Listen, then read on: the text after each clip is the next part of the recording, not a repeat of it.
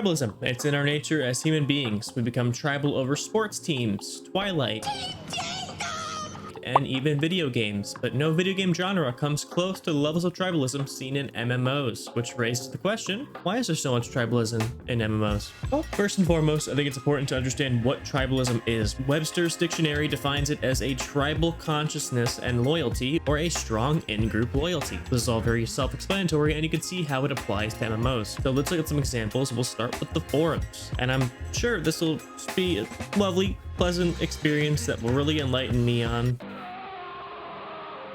never again. Jokes aside, MMOs are a different kind of video game. These games stretch years and years beyond their release dates. WoW itself is almost 2 decades old and FF14 is 12. And for those of you wondering, these 2 games will be my main source of reference, not to dig on any other MMOs, but well, they're the 2 I'm currently playing. And they're also the 2 biggest MMOs out right now. That being said, when it comes to FF14 and WoW, there is an interesting dichotomy there. Whenever tribalists tend to appear, it's bashing one of these games. A lot of this stems from influencers playing both. Notable ones being Preach Gaming and Asmongold. Preach in particular seems to get a lot of disdain, which is kind of dumb. Preach has recently come back to doing WoW content, and there are some that are less than enthused. This is one example of tribalism. Let's call it friendly fire. Sometimes a game has issues, as I've talked about previously on this channel.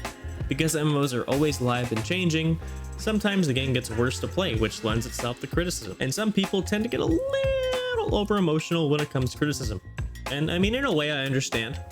It's never fun to see a game you enjoy get bashed, but there is a difference between criticism and being an asshole. There is definitely a fair share of plain hatred for either one of these games, but what we're talking about here is how having that tribalistic mentality can sometimes deflect genuine criticism. And it's not just WoW either. There is a pretty recent example with Criterion Dungeon rewards in FF14. Some players aren't happy with the reward selection, especially in the Savage version.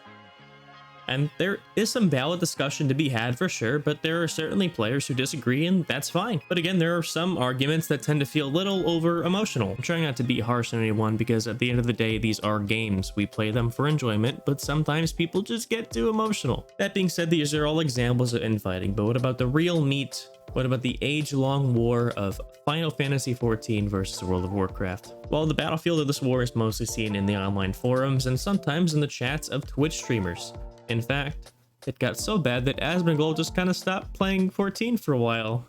Keeps saying he'll return, and maybe he will, but man, I don't know how any human can handle this chat. All right, we can talk all day about different forms of tribalism, where it manifests, but I think the real important question that we can finally get to is the one I asked in the beginning. Why is there so much tribalism in MMOs? Well, we talked about age, and that's certainly a factor. If you've been playing WoW the nearly 2 decades it's been out, or 14, the 12 years it's been out, you're bound to form a certain bond. Not to mention the unique experiences that MMOs provide, in particular the social aspect. These games are social, there is no way around it. You have to interact with people. It's this social interaction that lends itself to friendships and bonds being formed. Bonds that are formed over the shared enjoyment of the game that you are playing. It's these things that lend themselves to players forming an attachment to an MMO. And there's nothing inherently wrong with that, it's just that certain players get a little too attached. So when your favorite streamer starts playing the other game, and you see players jump ship or start criticizing your game, the tribalism starts to kick in. It's all in the emotional attachment to your game. So to summarize, MMOs are living, breathing worlds with real people playing them.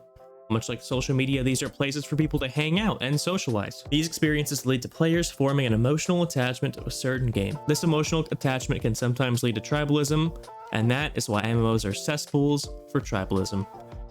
Hey everybody, thank you so much for watching this video. Be sure to check out the one on the screen right here and consider subbing to the channel. Thanks again, and take care.